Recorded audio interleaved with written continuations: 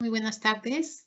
Les damos la más cordial bienvenida a la conferencia en línea Ingresos de transacciones con y sin contraprestación. Les saluda Mónica Rodríguez Vargas, especialista de la Dirección de Normatividad de la Dirección General de Contabilidad Pública, y estaré a cargo de moderar esta reunión virtual durante la presente jornada. Hoy estamos aquí como parte de las labores de capacitación que ofrece la Dirección General de Contabilidad Pública del Ministerio de Economía y Finanzas, con el fin de fortalecer las capacidades de los usuarios de las entidades del sector público en relación a los ingresos de transacciones con y sin contraprestación, su reconocimiento y su medición. Ello en el contexto de implementación de las normas internacionales de contabilidad del sector público, NIC-SP. A continuación, vamos a dar pase a nuestro expositor, el señor Marlon Prieto Ormaza, especialista de la Dirección de Normatividad de la Dirección General de Contabilidad Pública, quien desarrollará el tema ingresos de transacciones con y sin contraprestación. Adelante, Marlon. Ok, Mónica, muchas gracias. Listo. ¿Tú me confirmas, Mónica, el audio y las diapositivas, por favor? Todo bien, Marlon, se ve. Listo. Gracias, Mónica. Gracias por la presentación. Y bueno, muy buenas tardes a todos, queridos amigos y amigas. Gracias por asistir a este evento organizado por nuestra Dirección General de Normatividad de la DGCP. Bien, hoy vamos a tocar el tema sobre ingresos de transacciones con y sin contraprestación. Como parte de este tema que se va a exponer, voy a considerar los ingresos vistos por los otros entes rectores, es decir, cómo se consideran los ingresos desde, por ejemplo, del Tesoro Público o presupuesto público. Asimismo, voy a revisar la norma internacional del sector público número 9, ingresos con contraprestación, y la NIC-SP 23, ingresos sin contraprestación. Asimismo, voy a tocar cuál sería el tratamiento contable que resulta de la aplicación de estas normas internacionales del sector público. Bien, para iniciar esta presentación me gustaría recordarles, sé que ustedes lo han revisado una y otra vez y no se cansan de revisarla, es el artículo 14 del texto único ordenado del decreto legislativo 1438. Bueno, este decreto legislativo que actualiza las normas contables y que va en ese camino a las normas internacionales, claramente señala que el registro contable, es decir, con respecto al registro contable que se tiene que tener en cuenta, ¿no? No hay registro contable si no hay sustento documentario. Necesariamente el registro contable necesita de esa documentación sustentatoria, documentación fuente, o como dice la norma, la respectiva documentación. Si quiero registrar, por ejemplo, una obra culminada, necesito el acta de recepción. Si quiero dar de baja activos, necesito la documentación respectiva, que sería la resolución administrativa, por ejemplo, que da de baja a bienes muebles. Si necesito registrar una donación dineraria, por ejemplo, que tiene que ver con un ingreso, no creo que a alguien se le ocurra, por el hecho de tener dinero, creer de que ya estamos frente a un ingreso, ¿no? Eso es imposible.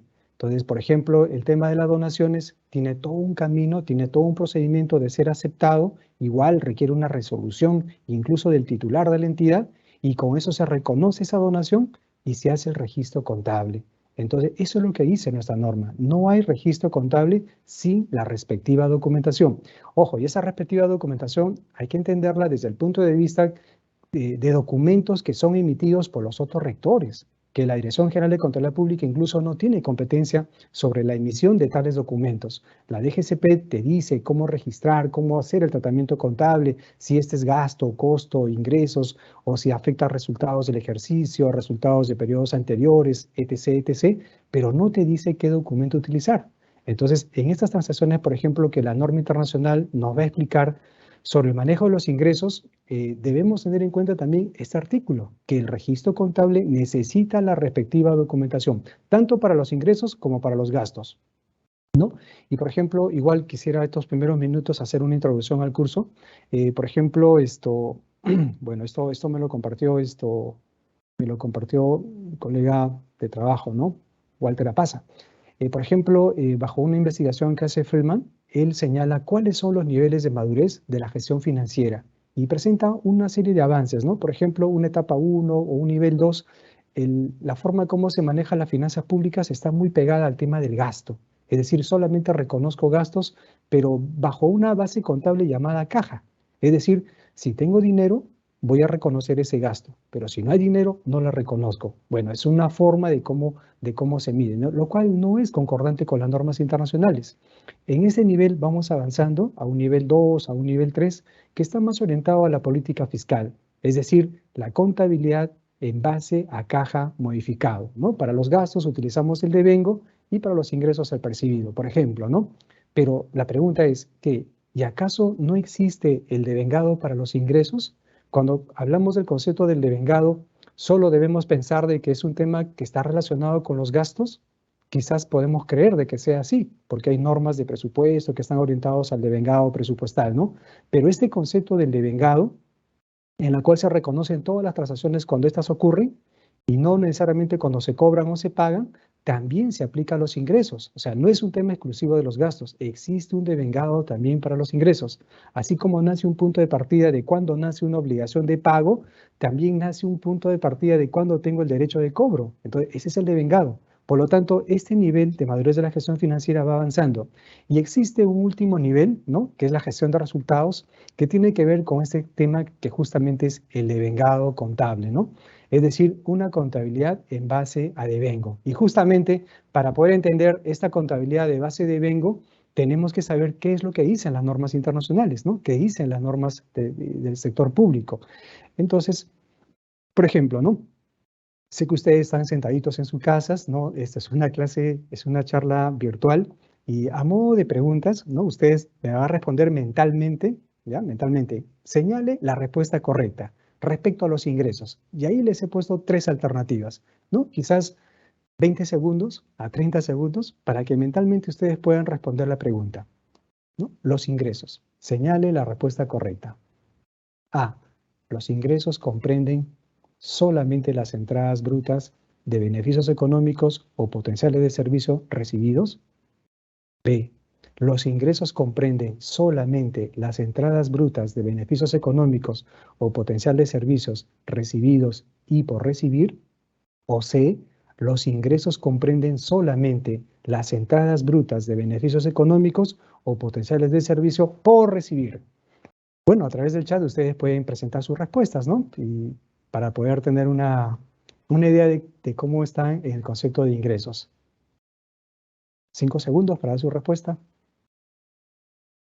O si prefiere, mentalmente nomás la retiene. Listo. La respuesta a esta pregunta, a esta primera pregunta, es la letra B. Los ingresos comprenden entradas brutas de beneficios económicos o potenciales de servicio recibidos y por recibir. Esa es la tendencia. Es decir, no solamente reconocemos aquellas transacciones, obviamente, que cumplen las condiciones para ser reconocidas como ingresos, pero que donde la persona, por ejemplo, viene y paga, ¿no? A la entidad pública, hace su pago correspondiente. Está bien eso, pero, por ejemplo, hay transacciones donde no necesariamente el dinero se recibe en el momento. Yo puedo transar hoy día, pero con cargo a recibir el ingreso el próximo mes. Hoy día, por ejemplo, una entidad vende un terreno, se me ocurre, ¿no? Pero el contrato con la comunidad señala que este será pagado en 30 días. Entonces, ¿reconozco o no reconozco el ingreso? Entonces, lo que te dice la norma internacional es los ingresos tienen que ver con aquellos beneficios económicos o potenciales de servicio recibidos o por recibir. Por algo tendremos las cuentas por cobrar, pues, ¿no? Entonces, esa es la respuesta. Otra pregunta, ¿ya? Otra pregunta sobre valor razonable, ¿ya? Valor razonable. Son preguntas que obviamente están reguladas en la norma internacional. No quería leerlas, ¿no?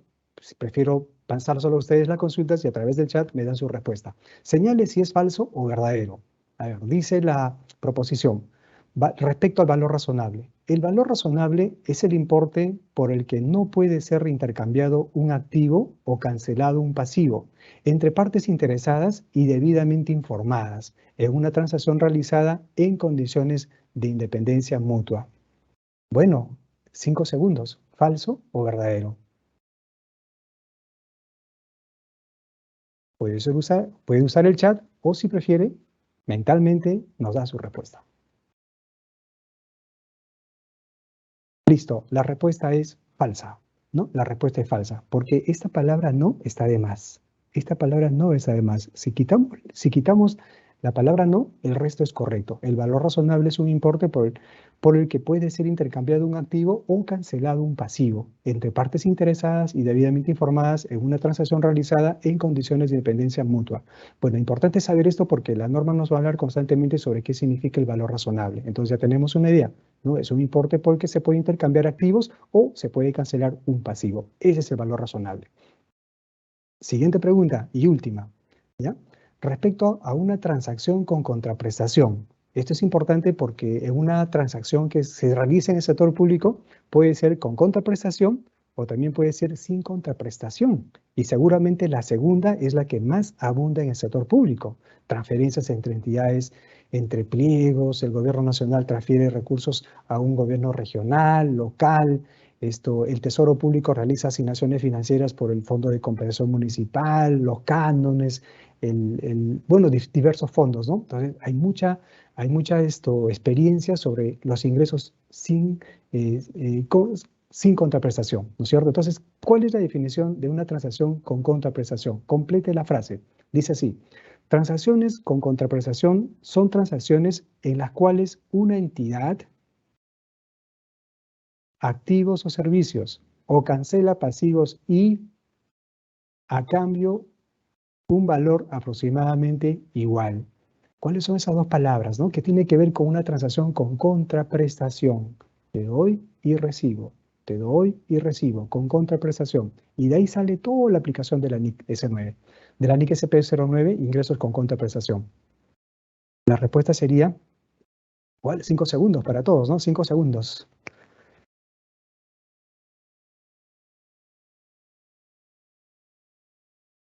Listo, pasó el tiempo. La respuesta es esta. Transacciones con contraprestación son transacciones en las cuales una entidad recibe, ¿ya? Recibe activos o servicios o cancela pasivos y entrega, ¿ya? Esas son las respuestas. Recibe y entrega. A cambio, un valor aproximadamente igual.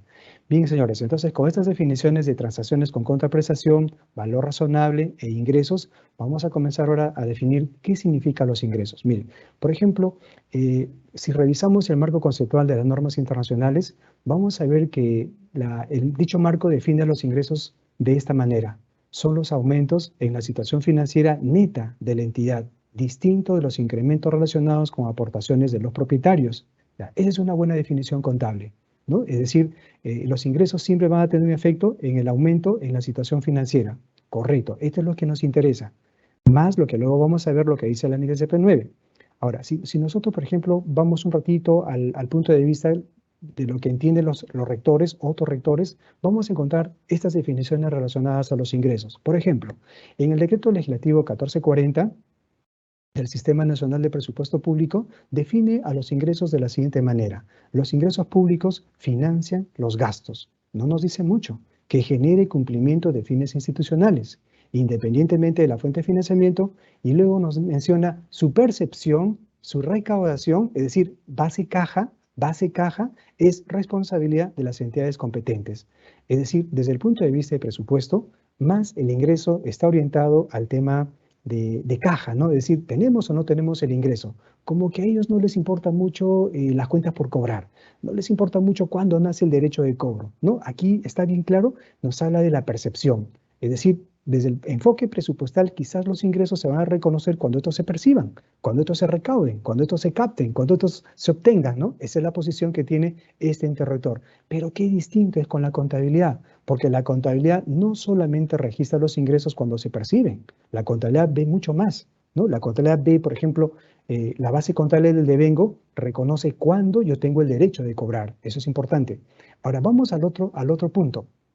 Por ejemplo, el artículo 6 del Decreto Legislativo 1441 del Sistema Nacional de Tesorería dice lo siguiente. El Tesoro Público define así: respecto a las responsabilidades que tienen los titulares, ¿no? de la administración de los recursos públicos. Aquí está el administrador y el tesorero. Dicen, administran el manejo de los fondos públicos percibidos o recaudados en el ámbito de su competencia. Es decir, también Tesoro Público va por el lado de caja, ¿no? Es decir, te doy la responsabilidad de que tú gestiones, de que tú administres los ingresos realmente percibidos, realmente recaudados. Pero no le dice, por ejemplo, oye, tú administra los recursos como cuentas por cobrar. Por ejemplo, no le dice, administrame los devengados que sobre base contable devengado, ¿no? No le dice eso. Solamente le va por el punto de vista de que te corresponde administrar lo que has percibido. Entonces, en esta conclusión, por ejemplo, digo lo siguiente, los otros rectores apuntan a los ingresos a reconocer la percepción, pero la contabilidad no. Las normas internacionales tienen otro punto de vista. A presupuesto, por ejemplo, a presupuesto no le va a importar el tema de las depreciaciones, por ejemplo. No le va a importar las estimaciones de cobranza dudosa o el deterioro de los activos o las cuentas incobrables. No, tampoco el tesoro. Pero para información financiera sí es necesario reflejar todos estos datos porque así nos exige la contabilidad. Eso es base contable de devengo. ¿De acuerdo? Y todas las normas internacionales, ¿no? Con excepción del flujo efectivo y otras, todititas reconocen la base contable del devengado en su aplicación. Eso es reconocer los hechos económicos, las transacciones económicas, cuando éstas tienen esto lugar, ¿no? Ahora, con eso termino la presentación inicial. Por ejemplo, cuando se registra un ingreso en el CIAF, ¿no? Y acá valdría la pena también analizar lo siguiente, ¿no? Miren, por ejemplo, en el CIAF, en el módulo administrativo, ¿no? Disculpe que tome este temita, sé que no es parte de la NICS, pero solo a modo de comprender esta parte de la base contable del devengo. En el sistema CIAF registramos dos fases, el determinado y el recaudado, ¿no es cierto? Ahora, ¿quién tiene la responsabilidad de registrar estas fases? ¿Quién hace el determinado y quién hace el recaudado? Según hemos leído hace un rato, tanto presupuesto público como tesoro público dice que la gestión corresponde en la fase del recaudado, aquí. Pero ¿quién hace el determinado? Y este determinado es como si fuese el devengado de un gasto, ¿no? El determinado, fase en la cual se reconoce el concepto, el monto, el importe, ¿no? Del por qué la persona va a pagar, ¿no? La empresa, la persona natural. Esa es la fase de determinado. Ya, contablemente, por ejemplo, cuando se registra un determinado en el CIAF, el efecto que tiene la contabilidad es esto. Ejemplo, cuenta por cobrar contra un ingreso. Y este determinado por este ingreso ya afecta al estado de gestión, ¿no? Al estado de rendimiento, afecta a nuestro estado de gestión. Entonces, ¿pero quién determina esto? ¿Quién determina esta fase de determinado? Bueno, la práctica nos dice que, por ejemplo, yo conozco casos en los cuales una persona se acerca, por ejemplo, a una entidad pública a hacer un pago y, bueno, pues paga el concepto, ¿no? El arbitrio, lo que fuera, ¿no? El derecho, el concepto, la multa, lo que fuera. Paga. ¿Qué hace la persona que recibe? Que generalmente es caja o tesorería. Recibe el dinero, va al CIAF, termina el día, ingresa un determinado y automáticamente un recaudado. Es decir, a tesorería como que tampoco le tiene por qué importar, ¿no? ¿Cuándo nació este derecho de cobro? Él más que nada le interesa la recaudación. Pero ojo, ¿pero por qué recién se toma la decisión de registrar el determinado? ¿Esto es acorde con las normas internacionales? ¿Así te dice que sea la contabilidad? Entonces, lo que sucede es que en nuestro país, como recién estamos entrando a esta etapa de normas internacionales del sector público, estamos en este camino, tenemos muchos hábitos que vienen de atrás, ¿no? Creemos porque así se registró en el CIAF, así tiene que ser la contabilidad. Y eso no es cierto, eso no es cierto. Entonces, deberíamos evaluar si realmente la entidad pública que va a recibir el dinero futuro tiene el derecho de cobro. Cuando tiene el derecho de cobro, debería registrar esta fase del determinado. Y no solamente cuando recibe el dinero. Ojo con eso. ¿Quién hace esto? Como yo les digo, ¿no? Yo conozco que en la práctica lo hace tesorería. El tesorero se toma esa atribución. O sea que el tesorero determina el devengado contable, ¿no? Por el lado del ingreso. ¿Debería ser así? Quizás el área de rentas o de repente en coordinación con contabilidad. Pero lo cierto, señores, es que nosotros reconocemos un ingreso, ya sea recibido o por recibir, cuando cumple, por ejemplo, la definición de activo. Es decir, cuando tenemos el derecho de exigir ese cobro, ahí se reconoce. Hay que tener en cuenta, acuérdense que el CIAF, el modelo que venimos trabajando desde muchos años, ¿no? Ahora tenemos que pensar en normas internacionales. Y el recaudado, pues que es la otra fase ya de la percepción propia, eso ya es caja, ¿no? Depósito en la cuenta única del tesoro. Y por cierto, cuando recibe una entidad dinero, y eso, la entidad tiene la seguridad de que esos recursos son disponibles para su uso, entonces tiene un efecto presupuestal. ¿no? Y eso tiene efecto tanto en el flujo, la percepción por la parte financiera y también en los reportes presupuestales. Pero lo que quería rescatar es que nosotros en la parte contable debemos tener en cuenta que más allá del efecto presupuestal, debemos reconocer si tiene o no efecto financiero, ¿no? Y sobre esto, ¿qué dicen las normas contables? Bueno, entonces con esa introducción, ahora vamos a pasar a revisar la norma internacional número 09. La NICS SP9, la principal preocupación que tiene esta norma es la contabilización de los ingresos.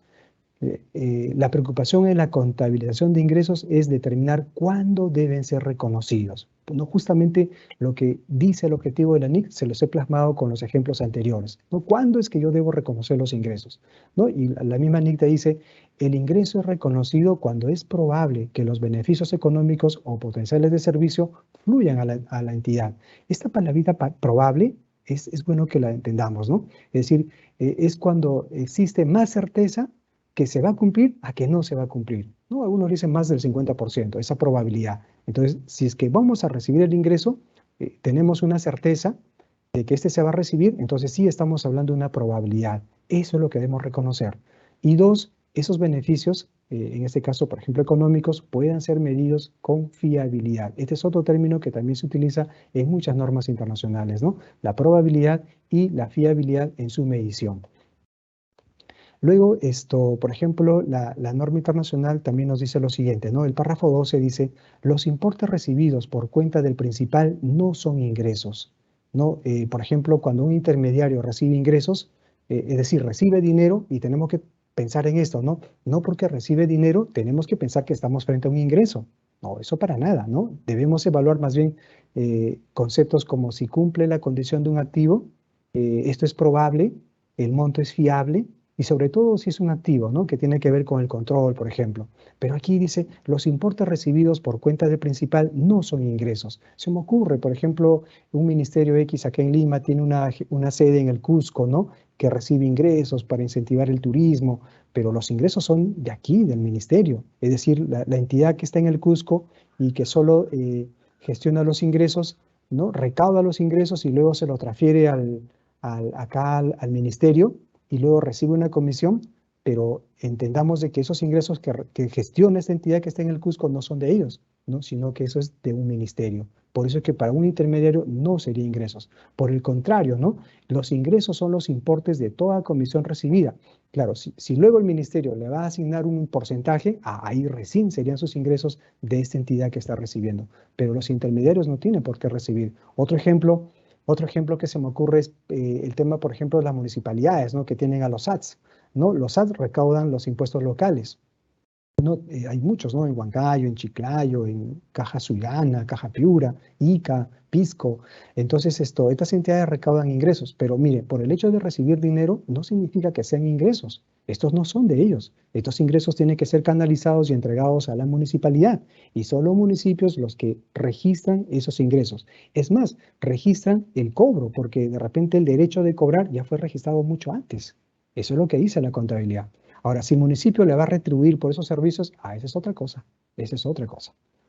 Listo. Pregunta, ¿por qué las entradas de financiación, principalmente los préstamos, no cumplen con la definición de ingresos? ¿Qué nos dice el párrafo 13 en esta norma internacional? Cuando una entidad recurre a un financiamiento, es decir, a un préstamo bancario, la NIC te dice, la NIC SP9 te dice, eso no es un ingreso.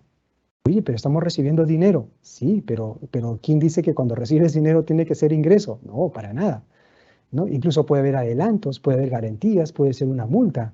No siempre son ingresos. Entonces, de igual manera, un financiamiento no puede constituirse como un ingreso. ¿Por qué?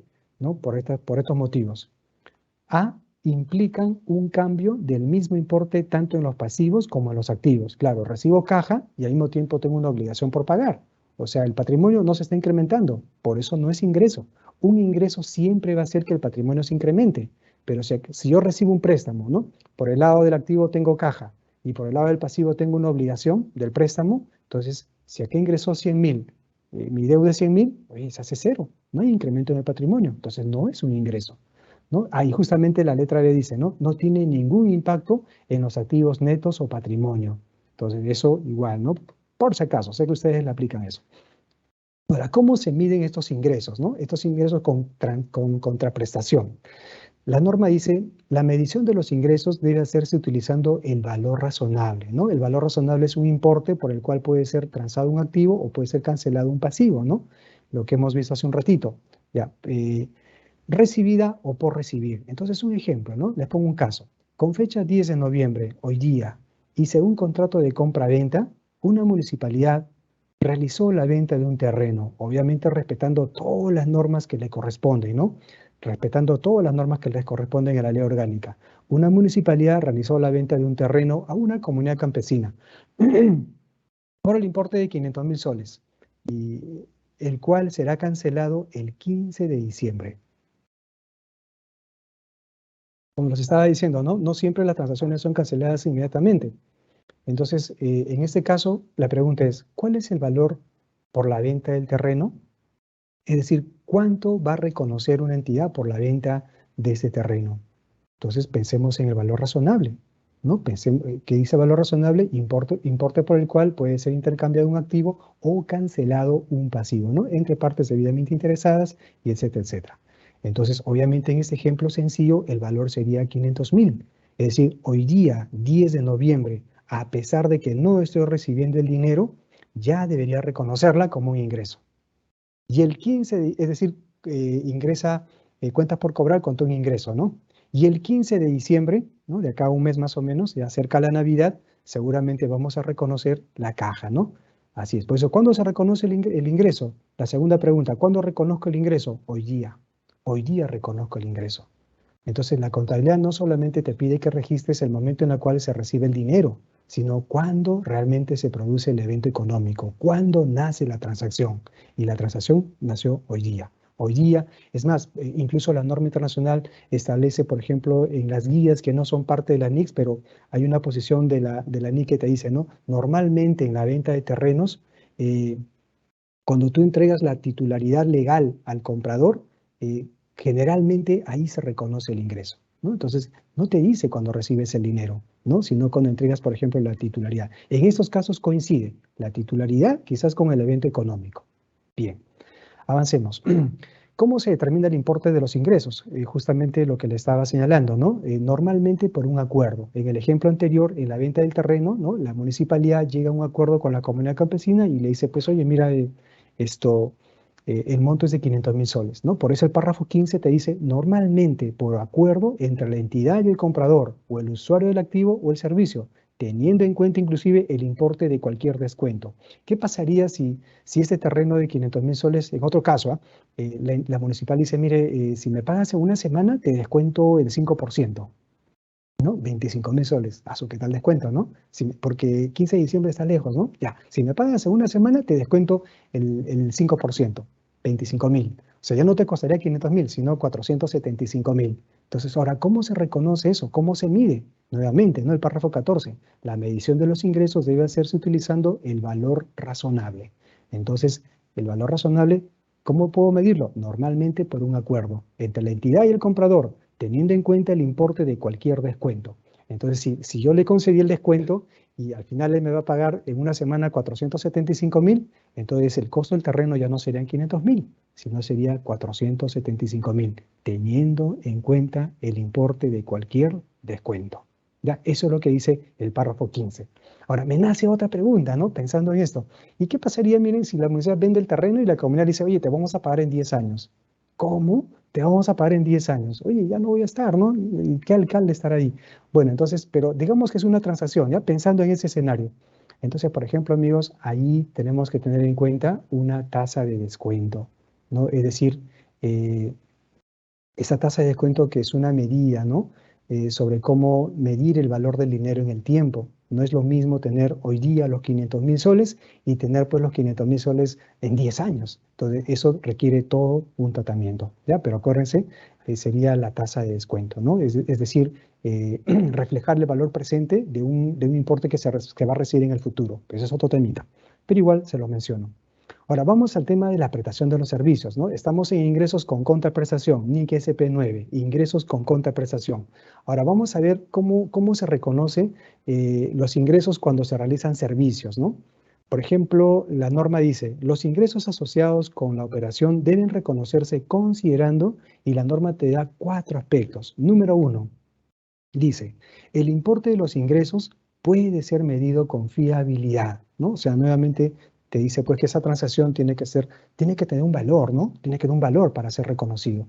2, es probable, ya les dije, la probabilidad significa que hay certeza de que sí se va, hay más indicios que sí se van a cumplir a que no, ¿no? Mi confianza es más del 50%. Es probable que la entidad reciba los beneficios económicos o potencial de servicio. Perfecto. Entonces yo evalúo todo eso, ¿no? El importe es fiable, el servicio que vamos a dar, por ejemplo, se me ocurre, ¿no? Una universidad pública quiere hacer un servicio de estudios de catastro, ¿no? A una comunidad. Entonces vamos a cobrar por eso 1 millón. ¿Es fiable ese monto? ¿Es probable que recibamos los ingresos? Vamos juzgando, ¿no? Y fíjense algo que quizás sea uno de los aspectos importantes al momento de medir esta prestación de servicios. La norma te dice el grado de terminación de la transacción. E incluso la NIC SP9 te habla de un método de porcentaje de realización. Es decir, este grado de terminación va asociado a un método, ¿no? Ejemplo, yo recibo dinero hoy en día por la prestación de un servicio. ¿Es o no es un ingreso? Hoy día recibo dinero por la prestación de un servicio futuro. ¿Es o no es un ingreso? Porque la norma dice grado de terminación de la transacción. Entonces luego vamos a hablar con un ejemplo. Los costos ya incurridos, también se debe considerar los costos que ya incurrieron en la prestación, ¿no? Así como los que quedan por incurrir hasta completarla. Pueden ser medidos con fiabilidad. Entonces, de manera que estos son los aspectos por los cuales una entidad debería reconocer los ingresos cuando se trata de una prestación de servicios, ¿no? Se me ocurre, pues, por ejemplo, la enseñanza, ¿no? En las universidades, en un hospital, la prestación de servicios de salud, etcétera, etcétera, ¿no? Es decir, yo debo reconocer los ingresos cuando el servicio realmente se ha realizado. Ahora, hay una práctica, ¿no? Es muy poco esta práctica, pero a veces existen anticipos, ¿no? Se dan adelantos. Recibo un adelanto y ese adelanto lo debo registrar como un ingreso. Es más, incluso dicen, ¿no? Es una operación recíproca, señala, ¿no? Lo cierto que los anticipos, amigos, los anticipos, los adelantos, no deberían tener efecto en el estado de gestión o en el estado de rendimiento, porque el adelanto no es un ingreso. El adelanto que tú recibes o el anticipo que recibe una entidad pública todavía no configura como un ingreso. Más bien, por el contrario, tú tienes una obligación de prestar ese servicio. Y como tienes una obligación, entonces esto se va al pasivo, ¿no? Recibo caja contra un pasivo. Tengo la obligación, ¿no? Mientras no dé el servicio, como dice acá, el grado de terminación, entonces no puedo reconocer todavía ese ingreso. Todavía no se reconoce. Entonces, caja contra un pasivo, contra una obligación. Así es, ¿no? Pero yo digo a veces, ¿no? Un tesorero, por ejemplo, va al CIAF, hace su determinado y hace su recaudado. Punto, no le importa si fue adelanto, es más, ni revisan los contratos, lo registran nomás. Y viene un contador que está estresado, que está ocupado, ¿no? Preocupado por el día a día, ¿no? También está preocupado porque acabó la pandemia y contabiliza tal cual, le jala la tabla de operaciones, sin pensar de que eso fue un adelanto, ¿no? Usa su clásico presupuestal y al final ya está reconocido como ingresos.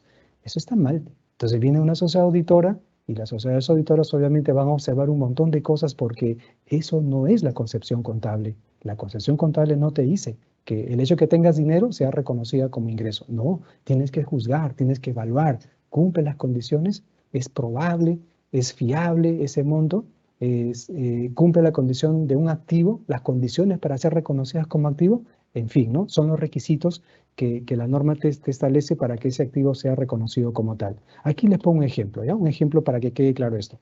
No, aquí le puse ejemplo alquiler de local, que es muy típico, ¿ah? Hay muchos gobiernos locales que alquilan locales, ¿no? Alquilan locales a empresas privadas, empresas naturales, ¿no? Etcétera, etcétera. Dice lo siguiente. Los ingresos por alquiler de la provisión de viviendas se reconocen como un ingreso obtenido de acuerdo con los términos de acuerdo de alquiler. Ya, esto es lo que te dice la norma internacional. Los ingresos por alquileres o por alquiler de la provisión de vivienda se reconoce como un ingreso obtenido de acuerdo con los términos del acuerdo de alquiler.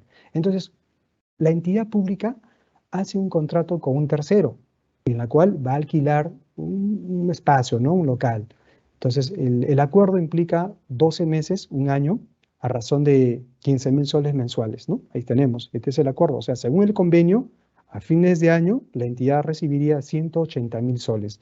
Eso es lo que dice el contrato, ¿no? Voy a recibir 180.000 soles porque 15.000 soles mensual. Muy bien, yo ya tengo el contrato. De hecho, tiene que haber un documento fuente. De hecho, tiene que haber un documento, ¿no? Entonces, porque cuando luego vienen los problemas, papelitos hablan, ¿no?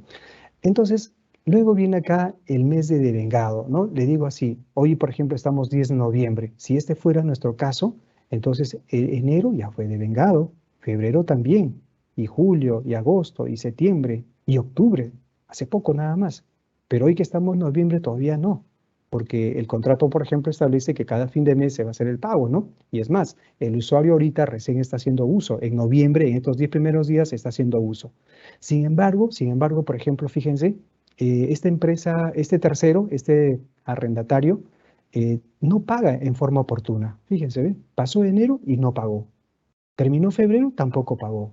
Y en marzo acumula todo el pago, ¿ve? En marzo acumula todo el pago. Entonces, la pregunta es, ¿esta entidad cuándo debe reconocer los ingresos? Hoy ya me agarro con los tesoreros. Seguramente viene un tesorero y el tesorero va a decir, a ver, ¿cuándo ingresó a caja? Ah, en marzo, ¿no? Ah, entonces acá su determinado y recaudado en el CIAF, ¿no? Con su clasificador presupuestal y todo. Listo, lo reconoce el ingreso en marzo. Pero eso es lo que te dice la contabilidad, así debe ser. ¿Cómo queda el devengado contable? ¿No? Si tú haces esto, entonces ese es base caja, porque estás reconociendo las transacciones cuando tú percibes. Y eso es lo que te dice presupuesto público, tesoro público, pero la contabilidad no te dice eso. La contabilidad te dice que bajo base contable de devengo, tú tienes que reconocer cuando nace el hecho. Y en estos servicios que estamos hablando, justamente estos puntos, el grado de determinación. Por ejemplo, yo te di el local, tú usaste el local en enero. Entonces aquí yo tengo una cuenta por cobrar. La historia dice pues que esta persona paga así, cada trimestre acumula. Entonces tengo la probabilidad de que voy a cobrar, ¿no? El importe fiable, sí, es un acuerdo, 15.000 soles según contrato. Entonces aquí reconocerías en la contabilidad, independientemente a si se llegó a cobrar o no en ese mes. No queda como cuenta por cobrar, ya que en marzo ya pues se elimina. Y así sucesivamente. ¿Ve? Por ejemplo, igual, de abril a junio, ¿no? Vas haciendo tu registro de estimación, provisión, cuentas por cobrar y en junio, caja. Entonces, debería ser así. Ahora, por ejemplo, hemos cerrado esto septiembre, octubre, ¿no? Este 15.000 soles que ya pasó octubre, fíjense, el arrendatario todavía no me paga.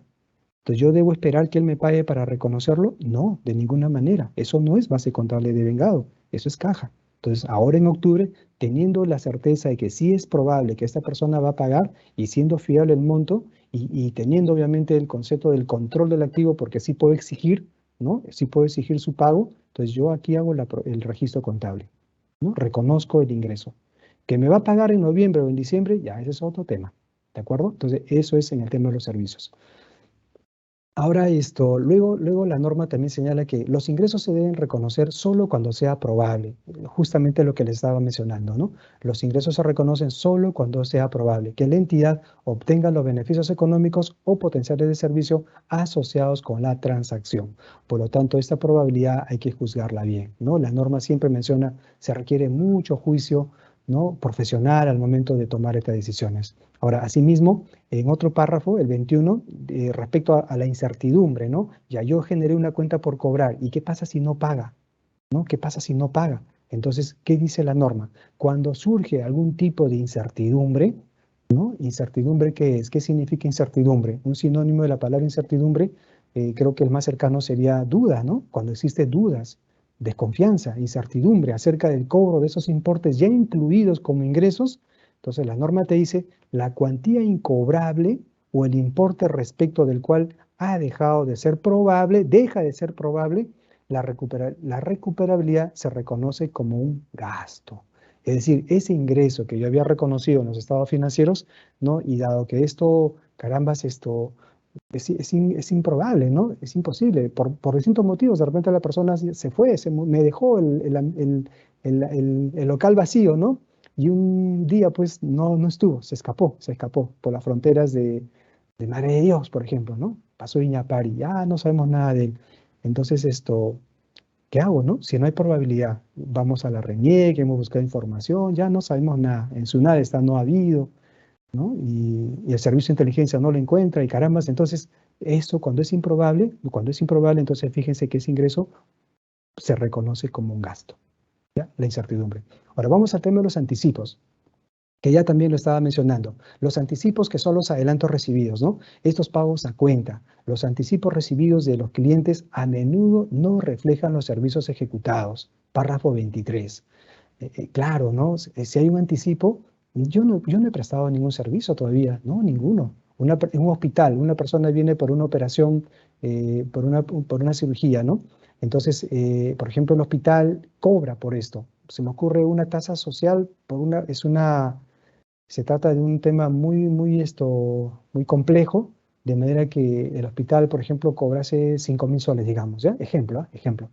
Entonces, la persona hizo un pago de forma anticipada, pero si no se da el servicio, milagrosamente la persona se cura, se salvó. Entonces, ya no viene a operarse. Entonces, ese adelanto que yo recibo no es un ingreso. Por eso dice, los anticipos a menudo no reflejan los servicios ejecutados, ¿no? Entonces, sobre eso también acá les pongo otro ejemplo. Adelantos recibidos. ¿En qué momento se reconocen los ingresos, ¿no? Por ejemplo, ahora sí voy a creer que el servicio se dio. Yo recibí en enero un adelanto, 250.000 soles. ¿Ya? Imagínense que la Facultad de Arquitectura de una universidad pública va a realizar tasaciones, ¿no? A un gobierno regional, hace un contrato de un servicio. En enero, la región le da un anticipo, le da un adelanto, dentro del margen de la competencia legal, ¿no? Procede con un anticipo. La entidad recibe el anticipo. Sin embargo, en el mes de octubre, esta universidad cumple con realizar los servicios de tasación. En octubre recién. O sea, han pasado como 10 meses en la cual la entidad no cumplía el servicio. Entonces, la pregunta sería, ¿en qué momento se reconocen los ingresos? ¿No? Es decir, la universidad pública, ¿no? Que es la que está dando el servicio a un gobierno. ¿En qué momento la universidad pública reconoce el ingreso? ¿Cuando recibe el dinero o cuando presta el servicio? Esa es la pregunta, ¿no? Entonces, nuevamente, los pagos a cuenta y los anticipos recibidos de los clientes a menudo no reflejan los servicios ejecutados. Eso significa que a pesar que tú recibiste en enero, aquí tú tienes una obligación. Caja contra una obligación. La obligación desaparece cuando la entidad presta el servicio. Y cuando prestas el servicio, ¿no? Y siempre y cuando esto es conforme con la entidad que está recibiendo el servicio, entonces la entidad reconoce el ingreso, ¿no? Eso es importante, ¿ah? Con la conformidad de la otra entidad. Porque yo puedo decir, ya te presté el servicio, ¿ah? Pero si los otros no están de acuerdo, podrían reclamarme, ¿no? Pueden hacer un recurso de reclamación. Entonces todavía no se reconoce como ingreso hasta que la entidad cumpla con el servicio y este sea debidamente aceptado por su cliente. Así son. Otro ejemplo, ¿no? Otro ejemplo sobre los servicios. Aquí cojo un modelo, por ejemplo, de una universidad, ¿no? La norma me dice, el ingreso debe reconocerse repartiéndolo a lo largo de todo el periodo que cubra la docencia acordada, ¿no? El servicio acordado. Acá le cambié de nombre, cursiva agregada. Docencia acordada. Ejemplo, ¿no? En una maestría, una universidad pública, igual, ¿no? Las clases comienzan en marzo y viene un alumno y dice, quiero pagar mi maestría, ¿no? Todo el año, todo el año, los 2 ciclos, ¿no? El costo mensual es 3.000 soles. Entonces, él dice, voy a pagar los 8 meses, ¿no? 24.000 soles. 3 por 8, 24.000, correcto. Entonces, este alumno, ¿no? Viene y hace su pago, correcto. Entonces, comienzan las clases. ¿El servicio se dio? Sí. En abril también, mayo, junio también se dio el servicio. En julio vienen las vacaciones, pero ella pagó todo. Septiembre se dio el servicio, octubre se dio el servicio, noviembre también, ¿no? Y luego vienen las otras vacaciones. Entonces el servicio se ha dado. Entonces la pregunta es, ¿cuándo tiene que reconocer este ingreso? Los 24.000 soles. Y nuevamente, seguramente pensando en un tesorero, ¿no? Determino hoy día, hago mi recaudado. Listo, voy al CIAF. Determinado recaudado, 24.000 soles. Clasificador de ingresos, 1, 3, viene servicios. Listo. Viene el contador que está súper estresado, ¿no? Y va a la contabilidad y enter, F1, enter, ojo cerrado. Ya lo contabilizó como ingresos en el mes de enero. ¿Es correcto eso? ¿No? La norma te dice, miren lo que decía, los ingresos se reconocen repartiéndolo a lo largo de todo el periodo que cubra, por ejemplo, el servicio acordado. Entonces, si esto es mensualmente el servicio, por lo tanto, yo debería reconocer en forma proporcional esos ingresos. Es decir, termina marzo, recién reconozco como ingreso. Termina abril, igual, ¿no? Por lo tanto, este pasivo que inicialmente es una obligación caja contra pasivo, ese pasivo se va disminuyendo durante todo el periodo que implica el servicio dado al alumno. Que el alumno se jale, que repite el curso, ese es otro tema. Usted cumple con dar el servicio. Que él falte a clases, que no asista, ese es otro tema. Usted cumple el servicio, sus docentes cumplen el servicio. Entonces, se reconoce el ingreso. Eso es lo que dice con respecto a los servicios. Bueno, ahora vamos a pasar al tema de los bienes, ¿no? ¿Cuándo reconocemos los bienes? ¿No? Igual hemos tocado el tema de los servicios y acá vuelvo a hacer una pregunta, ¿no? Una pregunta, pensando ya en los bienes. ¿En qué momento se reconoce un ingreso? ¿No? El caso es, un hospital celebró un contrato con un laboratorio debe ser, por concepto de venta de medicinas, ¿de acuerdo? ¿En qué momento el hospital reconoce los ingresos? Les presento tres alternativas, ¿ya? A modo de despertarnos de este taller tan cansadito que lo estoy dando, entonces acá les presento tres alternativas. Muy bien, entonces el hospital, ¿no?, realiza un contrato de venta de medicinas. La pregunta es, ¿en qué momento el hospital reconoce los ingresos? ¿Cuando recibe el dinero del laboratorio? ¿Cuando emite la factura del hospital? ¿Que los hospitales emiten factura? Sí, señor. Obviamente, ¿no? Tiene que ver con obligaciones tributarias, IGB, por supuesto. O cuando sale la mercadería del almacén del hospital, ¿no? Igual, les doy ¿cuántos segundos? 15 segundos para que me puedan dar su respuesta por el chat. Y si no quiere presentar su respuesta en el chat, mentalmente nos envía su respuesta. ¿Cuándo se reconoce el hospital? ¿Cuándo debe reconocer el ingreso? Imagínense que es un contrato de 1 millón de soles. Recibe 1 millón. ¿Cuándo reconozco el ingreso? Cuando recibo el millón, hoy día, cuando emito la factura, por un tema tributario, no es el tema que quiero discutir, pero hasta donde yo sé, las normas tributarias te dicen, tienes la obligación, según la ley de comprobantes de pago de SUNAT, dice lo siguiente, ¿cuándo nace la obligación de emitir un comprobante de pago?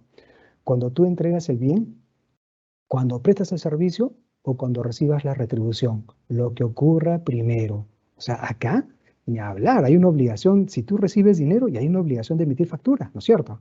¿No? Salvo pues que seas una MIPE, ¿no? Esa es otra ley tributaria, pero no es el tema de análisis, ¿ya? Entonces acá, emite la factura puede ser hoy día también, o mañana, ¿no? Emite su factura. O cuando sale la mercadería del almacén del hospital. Bueno, quedan 15 segundos para responder. 15 segundos.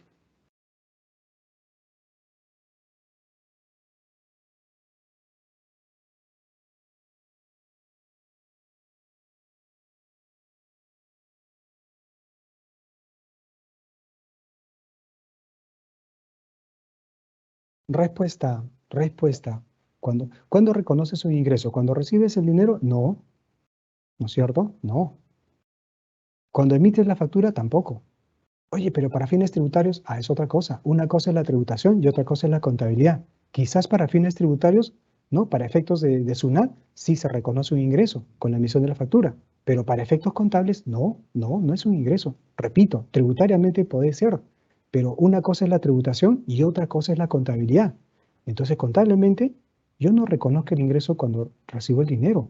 Cuando emito la factura, cuando sale la mercadería del almacén, y acá bien tampoco, ninguna. ¿Por qué? Y acá les explico. ¿Qué ocurre si sale la mercadería y el carro, por una desgracia, se accidenta y toda la mercadería se perdió? ¿No? O el carro fue asaltado con tanta delincuencia que tenemos en nuestro país y la mercadería nunca llega al destino. ¿O qué pasaría si esta mercadería luego no es la que el laboratorio ha pedido? La mercadería es distinta a lo que dice el contrato. Entonces no estamos cumpliendo con lo que dice un contrato. Por lo tanto, el proveedor nunca va a estar de acuerdo. Y así que si él me dejó su dinero, yo sigo teniendo una obligación. Si he facturado, repito, la factura para fines tributarios puede ser un ingreso, pero la factura no es un determinante para el tema contable, ¿no? Más allá tengo que ver qué dice la norma internacional. ¿Qué dice la norma internacional? Entonces, ¿cuándo se reconoce un ingreso por la venta de bienes? ¿Cuándo debo reconocer? Y la respuesta, ojo, en las tres alternativas yo diría ninguna. Ninguna.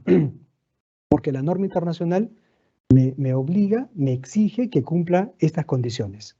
Párrafo 28. Párrafo 28 de la NIC SP9 dice lo siguiente. Venta de bienes deben ser reconocidos cuando se cumplan todas y cada una de las siguientes condiciones. Ojo, en la venta de bienes, esto ya no es servicios. Número 1, dice todas y cada una, es decir, todas son concurrentes. No es que solamente puedo cumplir una, no.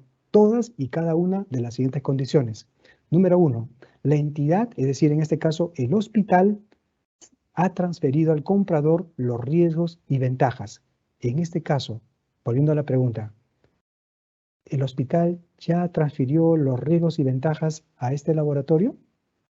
Para empezar, ni siquiera lo ha recibido. Solo recibió el dinero, emitió la factura y emitió la mercadería, el despacho de sus almacenes. Es decir, ni siquiera ha transferido nada todavía. Entonces no cumple. 2. La entidad no conserva para sí ninguna implicación en la gestión de los bienes vendidos, ni retiene el control sobre los mismos. No conserva para sí ninguna implicación.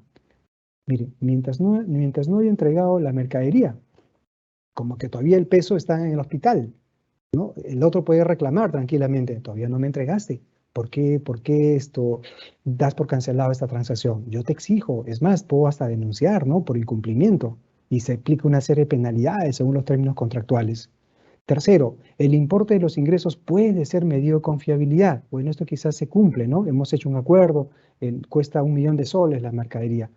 Cuarto, es probable que la entidad reciba los beneficios económicos o potencial de servicio. Bueno, también hay probabilidad. Y los costos incurridos puedan ser medidos con fiabilidad. Bueno, se cumplen algunos, pero el que no se cumple es el número 1 y 2. ¿No? Esta sobre todo, la entidad no ha transferido al comprador los riesgos y ventajas. ¿Por qué? Como repito, ni siquiera la empresa, este laboratorio, en el ejemplo que les estoy poniendo, el laboratorio ni siquiera ha recibido los bienes, ¿no? Entonces, ¿cómo puedo reconocer el ingreso? Al contrario, todavía tengo un pasivo, tengo una obligación que cumplir. Entonces, esas son las condiciones, señores, respecto a la forma como debemos reconocer los ingresos cuando se trata de venta de bienes. Ahora, ¿qué más dice? ¿No? El párrafo 29 de la misma ley dice, en la mayoría de los casos, la transferencia de los riesgos y ventajas de la propiedad coincide con la transferencia de la titularidad legal o el traspaso de la posesión al comprador. Bueno, ahí dice coincide, ¿no? En algunos casos coincide, claro, porque podría ser que hoy día mismo yo recibí el dinero, hoy emito la factura y hoy día te entrego la mercadería y hoy día tú me das la conformidad. Ah, si eso fuera así, ah, perfecto, entonces yo reconozco el ingreso, porque ya te di los riesgos y ventajas, ¿no? Eso es así. Es como, por ejemplo, miren amigos, es como, por ejemplo, ¿no? Un caso personal, ¿no? Seguramente esto les ha pasado. ¿Qué pasa cuando usted compra un activo que tarda en entregársele, ¿no? Ejemplo, un carro, ¿no? Usted va a una tienda de vehículos, quiere comprar un carro. Esto va y la empresa le dice, oiga señor, tiene que pagar el precio total del vehículo. ¿Cuánto cuesta? Ejemplo, digamos $12.000, ya ejemplo. Entonces la firma te exige que tú canceles. Muy bien, dices, correcto, ya tengo un préstamo, tengo un ahorro, ¿no? Voy y cancelo esa compra. Pago los $10.000. La pregunta, ¿ya es un ingreso para esta entidad que vende carros? ¿Ya es un ingreso? Y muchos dirán, sí, porque está en el registro de ventas, porque tenemos un aplicativo que automáticamente reconoce el ingreso. Bueno, repito, eso será para temas tributarios, pero la entidad debe reconocer un ingreso y si nos preguntamos en NICS, diríamos, ¿la entidad ya transfirió al comprador el carro? ¿Ya transfirió los riesgos y ventajas? No, ha recibido un adelanto. Entonces no puede ser un ingreso. Es más, me dice, señor, usted venga en 25 días. El 1 de diciembre usted viene por sus llaves y le vamos a entregar su carro. Entonces el bien no se ha dado. Todavía no me han transferido ningún riesgo. Lo que yo he hecho es darle un anticipo, un adelanto. Entonces la empresa no tiene por qué reconocer ese ingreso. Ahora, el día que me citan, yo voy y digo, señores, he venido a recoger mi carro. Y la empresa me dice, ¿sabe qué, señor? Carambas, hemos tenido problemas en aduanas, nos ha informado que su vehículo tiene desperfectos. ¿Cómo? Entonces tampoco, no reconocen, más bien sigue teniendo la obligación de entregarme el vehículo. Sigue siendo un adelanto. Es más, yo me molesto y digo, señores, devuélvame mi plata. ¿Y por qué hemos quedado por hoy día? Y ustedes me dicen que tiene un desperfecto y eso va a tomarse un tiempo. Solicito que me devuelvan el dinero, ¿no? Si no, voy a Indecopi. Voy a hacer mi reclamo. Mi abogado, ¿no? Mi abogada. No vamos a pensar en nuestra abogada, Silvia, por ejemplo, ¿no? Vamos a pensar en mi abogada para que me defienda. Entonces, así sería, ¿no? Entonces, la entidad no ha transferido riesgos. Ahora, qué distinto fuera el día que usted va, señor, tome sus llaves, a ver, suba su carro, prenda el motor, a ver, los parabrisas, los retrovisores, los neumáticos, ¿todo está conforme? La radio, revisemos, muy bien, los asientos, usted está súper feliz, llévese su carro, firme acá señora, firme acá, el acta, ¿no?, de entrega es conforme, muy bien. Que usted salga y algo le pasa, usted es un mal conductor y chocó, le chocaron para mala suerte, ese es su problema. Pero la entidad ya te transfirió los riesgos, ya te transfirió las ventajas. Es más, tú aceptaste, firmaste. Entonces, en ese momento la entidad reconoce el ingreso. Eso es lo que te dice la NICS cuando se hace la transferencia de riesgos y ventajas al comprador. Muy bien, ahora, ¿qué pasa? Miren, por ejemplo, ¿qué pasa cuando en este tema de la venta de bienes, ¿no? Seguramente pienso en los hospitales que realizan esto, ¿no? Que no tenemos mucha casuística de esto en el sector público, ¿no? Por ahí de repente los hospitales. Si la entidad retiene, dice, de forma significativa los riesgos, ¿no?, de la propiedad, dice, retiene de forma significativa. Entonces la transacción, si la entidad retiene de forma significativa riesgos de la propiedad, la transacción no será una venta, no será una venta y por tanto no se reconocerán los ingresos. ¿Y por qué se da esa significancia de retención? Seguramente por funcionamiento insatisfactorio de los bienes, por naturalezas contingentes o bienes que, por ejemplo, se venden junto con una instalación. No puede ser que una entidad venda activos, lo cual es bien difícil en el sector público. Imagínese un hospital que venda esos equipos de rayos X, por ejemplo, ¿no? Y que incluya la instalación. Es bien raro, pues, pero si eso fuera el caso, entonces tú vendes el bien, pero no reconoces el ingreso mientras no has instalado. Es lo que te dice, ¿no? Entonces tú sigues reteniendo tanto, ¿cómo se llama? Tú retienes ¿cómo se llama esta palabrita? Los riesgos y ventajas. Entonces, como tú estás reteniendo esos riesgos en forma significante, no reconoces un ingreso. A eso se refiere. Pero, ¿qué pasa cuando son riesgos insignificantes, ¿no? O sea, algo pequeño. Dice, si una entidad conserva solo una parte insignificante de los riesgos derivados de la propiedad, la transacción es una venta y por tanto sí procede a reconocerse los ingresos, no pequeños, pues por ejemplo, no sé, por ejemplo, estoy vendiendo 1000 cajas de medicina, ¿no? Y ya te entregué 999 y una cajita, la más pequeñita, se queda acá. Entonces ya te transferió el 99%, así que ya reconozco como ingreso, no es algo pequeño. Listo.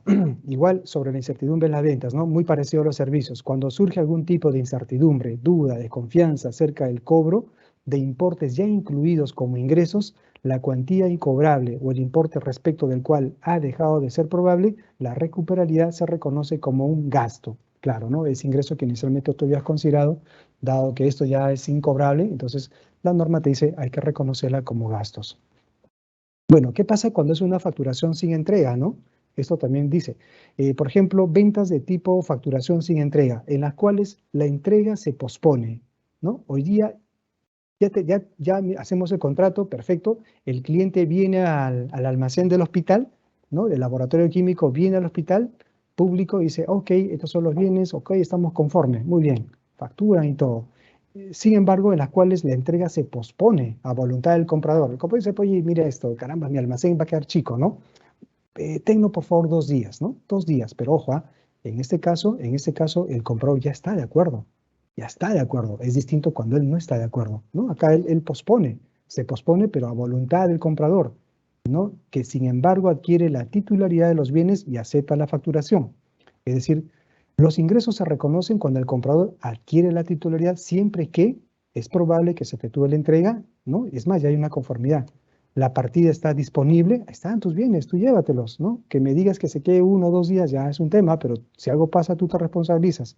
Y el comprador reconoce específicamente las condiciones de la entrega. Bueno, si se cumple con todas estas condiciones, entonces sí estaríamos hablando de un ingreso. Y finalmente, amigos, terminando esta presentación general de la NIC SP9, todavía nos falta, por favor, no se vayan, falta la NIC SP23. Terminando la NIC SP9, plasmo, ¿no? Cómo trabajamos, cómo aterrizamos estas normas internacionales en nuestro quehacer diario, ¿no? En el trabajo diario, el reconocimiento de los ingresos, tenemos los clasificadores, tenemos las cuentas contables, ¿no? Entonces, si bien es cierto, la tabla de operaciones hace que sea muy amigable nuestro trabajo, hace que esto sea mucho más sencillo, Sin embargo, queda en usted analizar todavía, ¿no? Analizar, porque a veces la tabla de operaciones te presenta varias cuentas, que incluye el anticipo, que incluye la cuenta de ingresos, y a veces sin darte cuenta tú llevaste al ingreso cuando no debiste haber hecho así, porque era un anticipo. Entonces hay que evaluar todos estos clasificadores. Los clasificadores están asociados a la parte contable. Sin embargo, como digo, para reconocer estas cuentas contables de ingresos, hay que evaluar si cumplen las condiciones de activo, si usted controla ese activo, esto es probable, esto es fiable. En el caso de los servicios, reconocemos como ingresos si es que los servicios han sido cumplidos. En el caso de los bienes, si han sido los riesgos y ventajas han sido transferidos a un tercero. Entonces, bajo esas condiciones, ahí tienes el plan contable gubernamental para reconocer todas esas cuentas que la norma internacional te dice cuando cumplan la condición de ingresos, ¿no? Y solamente para detalle, el endeudamiento, como dijimos hace un momento, no es ingresos, ¿no? Porque eso tiene un efecto en el activo y pasivo, no incrementa el patrimonio, ahí queda como pasivo. Y en la genérica 1.9, en la estructura presupuestal que se denomina saldos de balance, eso no tiene efecto en la contabilidad financiera. Ese es un tema presupuestal, ¿no? Ese es otro tema de discusión. Listo. Pues ahora pasamos a la norma internacional NIC-SP número 23. ¿Ya? Nos vamos a tomar un receso de 3 segundos, y seguimos con la clase, con la charla, perdón.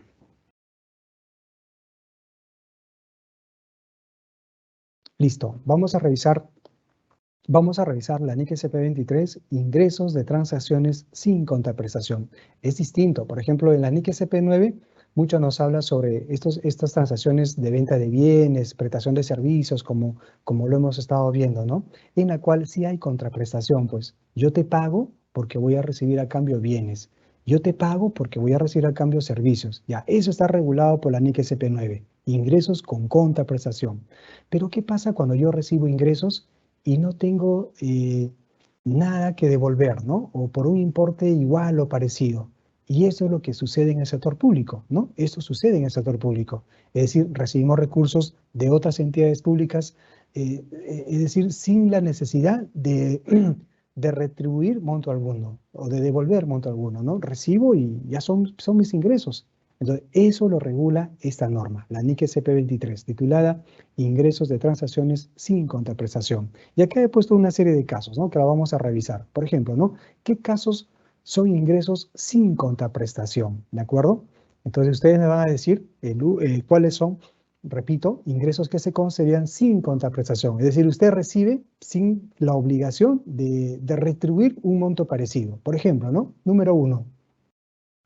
Una municipalidad vende agua a Sedapal. ¿Será un ingreso sin contraprestación? La respuesta es no, porque este es un ingreso con contraprestación. Miren, ve, tú vendes agua y recibes de Sedapal dinero, ¿no? Ahí me acuerdo, por ejemplo, esta municipalidad de marca Pomacocha, ¿no? En las alturas de la región Junín, hace unas reservas impresionantes de agua. Y yo me acuerdo hace muchos años el municipio facturaba más o menos 1 millón, ¿sí? Por venta de agua. Entonces, eso es obviamente un ingreso con contraprestación. Así que no sería la respuesta. Pregunta 2. Un gobierno regional ejecutó una carta fianza de fiel cumplimiento. Un gobierno regional ejecutó una carta fianza de fiel cumplimiento. Más allá de lo que te dicen las normas de contrataciones, obviamente teniendo en cuenta esas normas, pero se llegó a este punto, ¿no? Que la región ejecutó una carta fianza. ¿Será un ingreso sin contraprestación?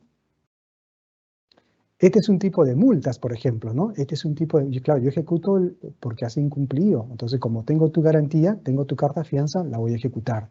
Ya, esto sí es un ingreso sin contraprestación. Porque tú ejecutas la multa, no tienes nada a cambio que devolver, ¿no? Así es.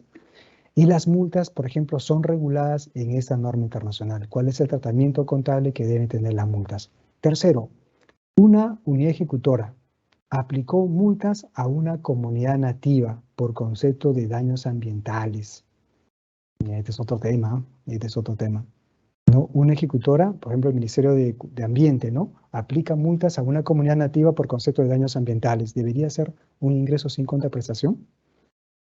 Una multa, ¿no? Ahora, el tema es, ¿la comunidad nativa te va a pagar? Esa es la otra pregunta, ¿no? Claro, por definición, sí, es un ingreso sin contraprestación, de hecho, porque voy a recibir, estoy aplicando una multa, pero sin nada a cambio, ¿no? Pero acá viene el tema, ¿y la vas a reconocer como ingreso? Ojo, ¿la vas a reconocer como ingreso?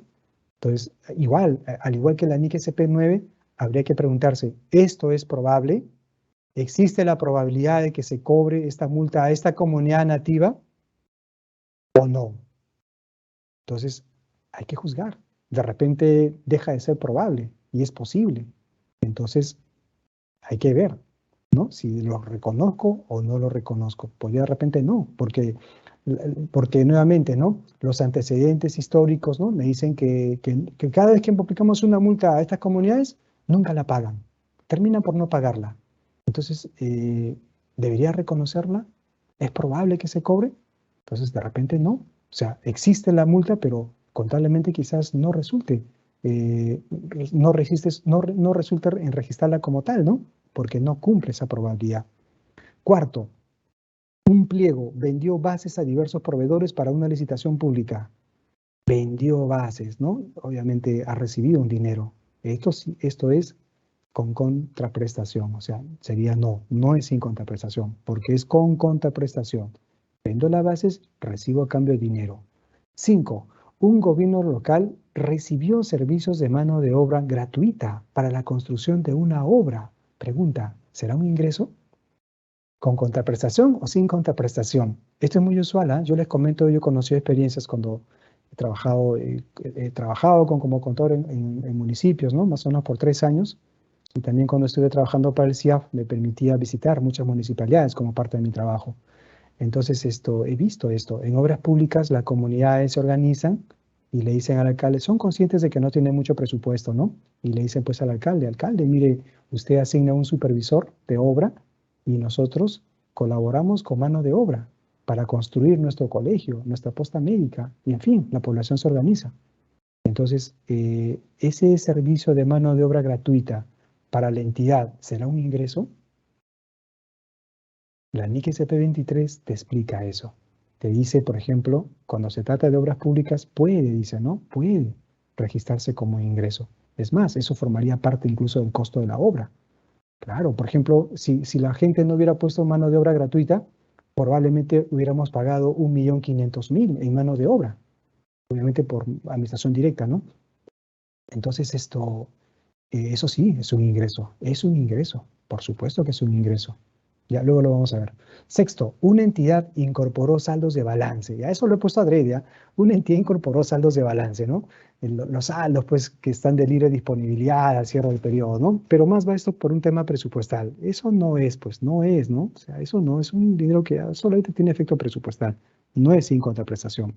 Séptimo, una entidad recibió una condonación de un pasivo, ¿no? Por ejemplo, por una norma X se faculta, ¿no? En la ley que las deudas que se tienen al FONAVI, por ejemplo, sean exoneradas. Ya, ¿eso será un ingreso para ti? ¿Será un ingreso por la condonación que estás recibiendo? Y la respuesta es sí, sí es un ingreso. Esa eliminación o reducción del pasivo se convierte en un ingreso, por supuesto. Es más, afecta, ¿no?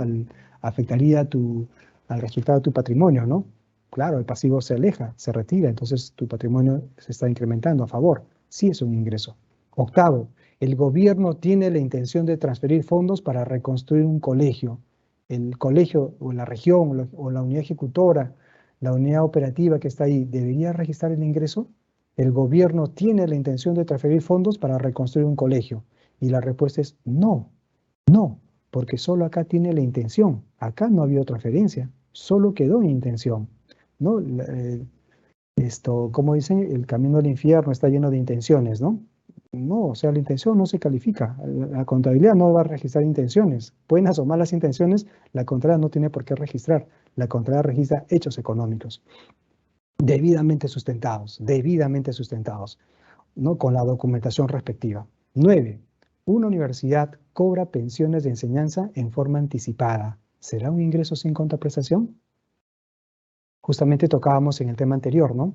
La respuesta es no, no, porque esto es obvio que es un ingreso con contraprestación. Yo recibo dinero y a cambio te doy una enseñanza educativa, universitaria, ¿no? Lo que fuera.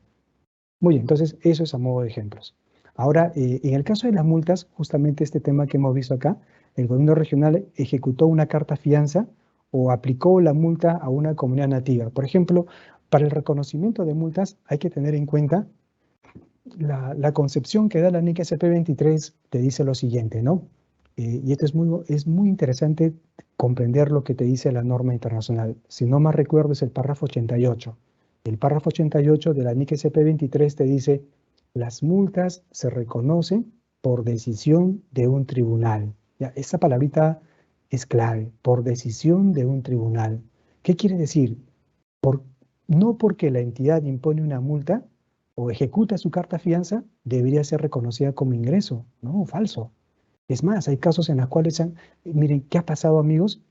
Por falta de controles internos, esas garantías del 10% que dejan las MIPES, ¿no? Porque ellas no presentan cartas fianzas, como las entidades no la han controlado adecuadamente y como no hacen conciliación bancaria y en fin, se han gastado la plata de la garantía de las MIPES, de los proveedores MIPES. No, se han gastado. Entonces, porque hay una norma, la ley 27.815, que te permite, ¿no?, retenerle el 10%. Ellos no dejan carta fianza. Ok, han retenido, pero ese dinero se lo han gastado. Entonces, eso está mal, o sea, pésimo. Es más, han certificado y todo el proceso presupuestal, ¿no? Pero está mal, o sea, eso nunca fue un ingreso. Eso jamás fue un ingreso. Entonces, lo que dice la definición contable es que las multas se reconocen por decisión de un tribunal. Es decir, nosotros no nos tomamos esa atribución de decir, sí, ya es un ingreso. Te ejecuto la carta fianza de fiel cumplimiento, de adelanto, de prestaciones accesorias, lo que fuera, y ya es un ingreso. No. ¿Por qué? Porque eso yo no lo decido, lo decide un tribunal. ¿Y saben por qué? Porque ese contratista o ese proveedor tiene el derecho de reclamar. Si no está de acuerdo con la ejecución, puede reclamar en una instancia. Y si en esa instancia el juez o el árbitro decide a favor, funda, ¿no?, su respuesta en el requerimiento del tercero, del contratista o proveedor, usted tiene que devolver la carta fianza, tiene que devolverle, o ese monto que ya se gastó. Por lo tanto, no es un ingreso, ¿cierto? No es un ingreso. Entonces, estas multas que usted aplica, que de repente no tiene la seguridad de que todavía sean ingresos y que por lo tanto no están disponibles para la entidad, fíjense que dice, acá sí quiero considerar lo que dice la directiva 03, ¿no?, 2022, la directiva de cierre contable, vigente hasta ahora, ¿no? Por lo menos hasta el día 10 de noviembre está vigente. Dice lo siguiente, ¿no? Las multas que no cumplan estos criterios de reconocimiento deben ser controlados en cuentas de orden y evaluadas con regularidad. Yo recuerdo que las directivas anteriores a estas decía incluso deberían ser evaluadas cada trimestre, ¿no? Pero hoy en día te dicen, mira, evalúa con regularidad para determinar cuándo los requisitos establecidos son satisfechos. Entonces te está diciendo eso, no lo reconozcas como ingresos todavía. Esas multas que no cumplen las condiciones para ser reconocidos como tales. No, es obvio, la NIC no te va a hablar de cuentas de orden, pero igual quiero enmarcarla a la NIC con lo que dice nuestra directiva interna, ¿no? De tal manera que las multas que todavía no están debidamente consentidas, firmes, ¿no?, con sentencia, tú no puedes tomarte la atribución de reconocerla como ingreso. En eso creo que hemos mejorado. ¿Por qué? Porque también hay normas de presupuesto público que te dicen, oye, las multas reconócelas cuando estas están debidamente consentidas, dice, ¿no? Es decir, cuando el contratista, el tercero, no tenga más recursos ni en la vía administrativa, ni civil, ni penal para hacer más reclamaciones. Es decir, está en sentencia en cosa juzgada. Así que ahí sí reconoces el ingreso. Pero mientras tanto, ahí tienes las cuentas de orden, ¿de acuerdo? Incluso les digo, ¿no?, nota contable en el CIAF 140.047. Ya esa te va a permitir registrar las cuentas de orden. Otro ejemplo, en estas transferencias, ¿ya? Otro ejemplo. Miren, en el sector público también ocurre esto, ¿no? Hay transferencias de bienes, no necesariamente bienes monetarios, ¿no? Partidas monetarias, pueden ser bienes no financieros, ¿no? Activos no financieros, como por ejemplo esto. Tenemos a una entidad A que transfiere un tomógrafo a una entidad B, ¿no? Al parecer, el Ministerio de Salud, un hospital, o un pliego regional a su unidad ejecutora, un hospital. Perfecto, hace una transferencia. Recordemos que el término correcto, incluso desde el punto de vista de la Dirección General de Abastecimientos, este es el término, ¿no? Transferencia. Muy bien. Realiza una transferencia. El costo que tuvo este equipo para el pliego A representa 600.000 soles. Muy bien, lo compró, incluido el impuesto, y como es un impuesto no recuperable, forma parte del costo del activo, ¿no? Eso es NIC SP 17. Muy bien, propiedades, planta de equipo. Entonces acá tenemos los 600.000 soles. Muy bien, como parte de esto, ¿ok? Entonces cuando el pliego hace la transferencia, retira el activo, ¿no? Retira el activo y tenemos la cuenta 1503. Obviamente contra un gasto, ¿no? Reducción de los beneficios, reducción del activo, gasto, 5403. Muy bien, hasta ahí ya no tengo el activo. ¿Qué necesito? Esta entidad necesita emitir una resolución. Acá sí les aconsejo lo siguiente. La primera diapositiva que he presentado hoy día, les decía, el registro contable necesita la documentación correspondiente. Ya, la documentación correspondiente no te va a decir contabilidad pública. Eso te lo dice la DGA. ¿Y cuál es la documentación en este caso? Te dice una resolución, un acta de entrega-recepción. Ya son documentos que debo tener en cuenta para que este registro contable proceda.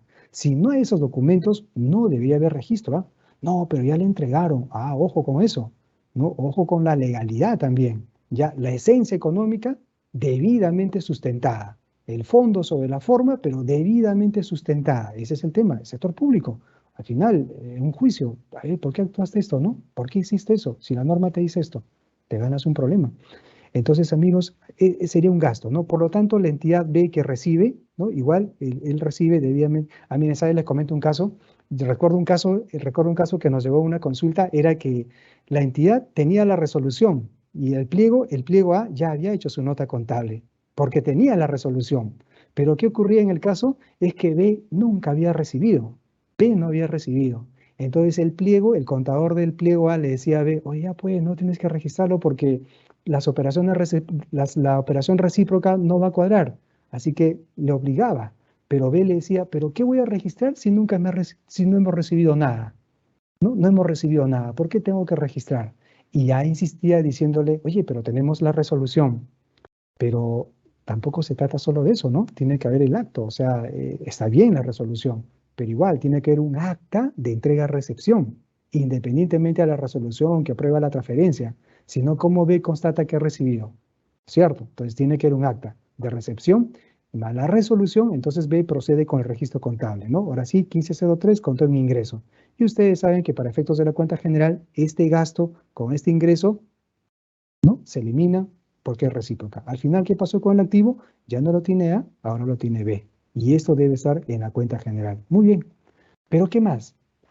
B no solamente recibe el activo, sino que B hace gastos de instalación, ¿no? Contrata pues esto a un especialista, ¿no? Va a pagar los honorarios por 20.000 soles para que pueda instalarse ese activo. Entonces la pregunta es, ya, esto ya está contabilizado. Tengo las resoluciones, tengo las actas, muy bien. Ahora, ¿cómo contabilizo esto? ¿Cómo contabilizo la instalación? Y acá miren el siguiente criterio, seguramente, y quiero hablar por presupuesto, ¿no? Seguramente el presupuesto va a utilizar una genérica 2.3, bienes y servicios. Pero si el jefe de presupuesto es contador y en base a NICS, seguramente va a usar una 2.6. Bueno, ¿por qué les digo? ¿Por qué les digo? Quizás para presupuesto sea 2.3, bienes y servicios, pero basada en normas internacionales, incluso esto recurro a otra NIC, a la NIC SP17, ¿no? Los gastos de instalación para que este activo quede en condiciones de ser usado son reconocidos como parte del costo del activo. Es decir, finalmente para B, este equipo valorizado en 600.000 soles no solamente va a estar registrado en los importes en libros por este monto, sino más los 20.000 soles. 600 más 20, que es por la instalación, finalmente va a registrar 620.000 soles como parte del valor del costo. Así, ¿dónde dice eso? Justamente el párrafo 13 dice, los costos de entrega e instalación se incluyen en el importe reconocido como un activo de acuerdo con la NIC SP17. ¿Quién invoca esta NIC 17? El párrafo 13 de la NIC SP 23. ¿Ya? Eso como ejemplo. Pero acá sí hay una... Este es NIC 23. Esta de acá es otra NIC 17. Pero esta de acá, esta transferencia, sin esto contraprestación, esto es NIC SP 23. ¿De acuerdo? Sigamos. Ahora, ¿qué más me dice la norma internacional? Y acá viene otro aspecto, ¿no? Las estipulaciones que son los contratos, ¿no? Que son los acuerdos establecidos, ¿no? A eso se refiere cuando la NIC habla de estipulaciones. En resumen, la norma internacional me presenta dos tipos de estipulaciones, ¿no? Las que son con condiciones o las restricciones o también conocidas como sin condición. Entonces tengo estipulaciones con condición o vamos a llamarle sin condición, entre comillas, pero el nombre correcto es restricción. ¿Ya? ¿Qué significa? Cuando una entidad A transfiere recursos a una entidad B, ojo, si es si es una estipulación bajo condición, va a existir esto: obligación de rendimiento y obligación de devolución. Es decir, seguramente le va a exigir, oye, ya te di tantos millones, ríndeme, preséntame rendiciones. Y si tú no cumples con lo que hemos acordado, entonces tú tienes la obligación de devolver. Ojo, tú tienes la obligación de devolver. Esa es una condición. Entonces, el que recibe no lo contabiliza como ingresos, va a contabilizar como un pasivo, porque tiene obligación de devolución, un pasivo. En cambio, si es una estipulación con restricción, es decir, le dice a B, toma, te doy 1.000.000 de soles, ¿no? Para que puedas mejorar pistas y veredas, y bueno, yo no te voy a exigir nada, no tengo el poder de exigencia. Entonces, eso es una restricción. ¿Existe obligación de rendimiento? Sí, posiblemente, pero no existe la obligación de devolución. Esa es la diferencia. Eso es según el párrafo 15 de la norma internacional número 23. Ya, ahora, dentro de estas condiciones, como he dicho, ¿no? La estipulación con condiciones, justamente acá, requiere que la entidad consuma los beneficios económicos o el potencial de servicios futuros del activo como se especifica, o devolverlos, ¿ya? O sea, el párrafo 17 sigue reforzando ese concepto, ¿no? Cuando es una estipulación o con una condición, tú tienes la obligación de rendimiento y la obligación de devolverme, ¿no? Ejemplo, ¿no? Acá digo, miren, sobre el párrafo 17, por tanto, cuando una receptora reconoce inicialmente un activo sujeto a condición, la receptora también incurre en un pasivo. Es lo que dice la norma internacional.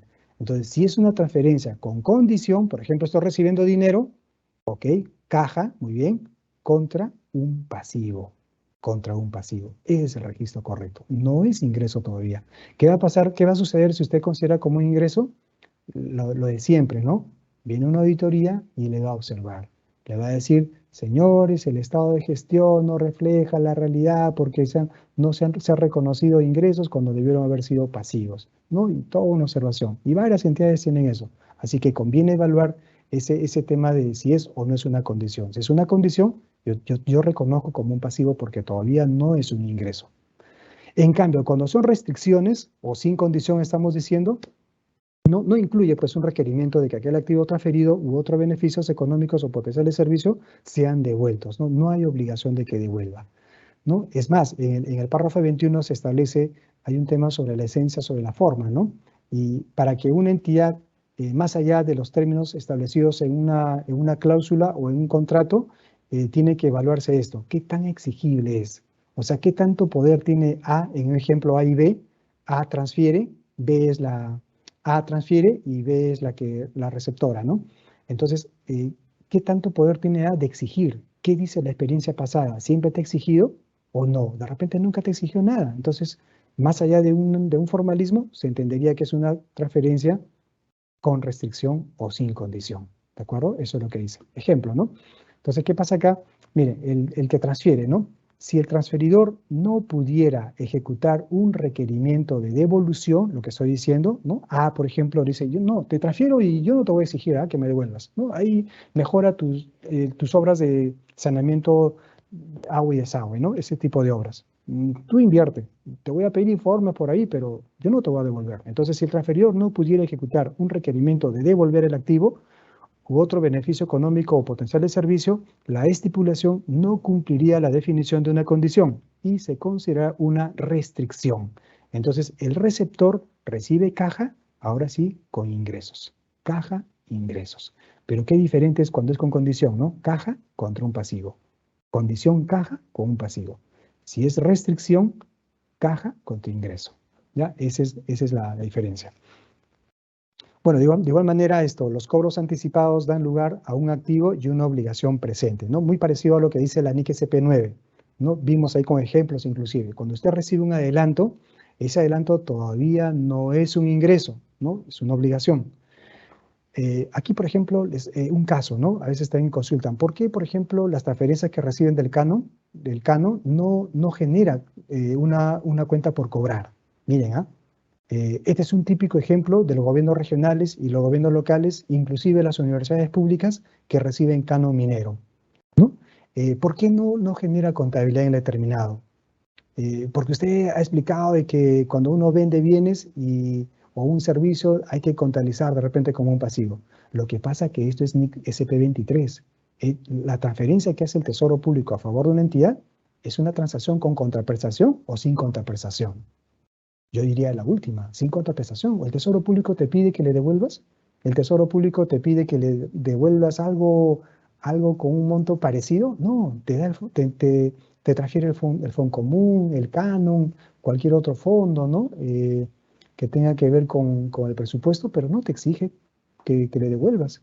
Entonces, no hay un derecho, no hay un derecho. O sea, ¿qué te dice el párrafo 29? Una entidad reconoce un activo surgido de una transacción sin contraprestación cuando obtenga el control.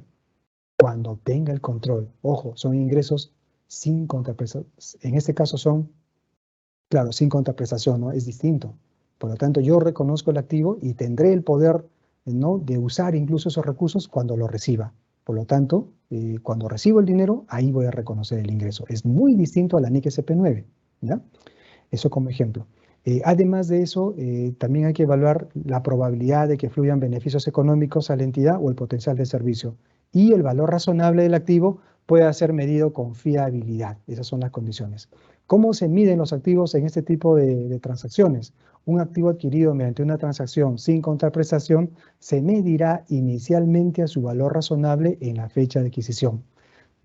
O sea, la forma de medirlo, como dice la norma, es valor razonable, ¿no? Es lo que dice valor razonable. Y acá esto, fíjense, y cómo reconocemos los ingresos, ¿no? En transacciones sin contraprestación.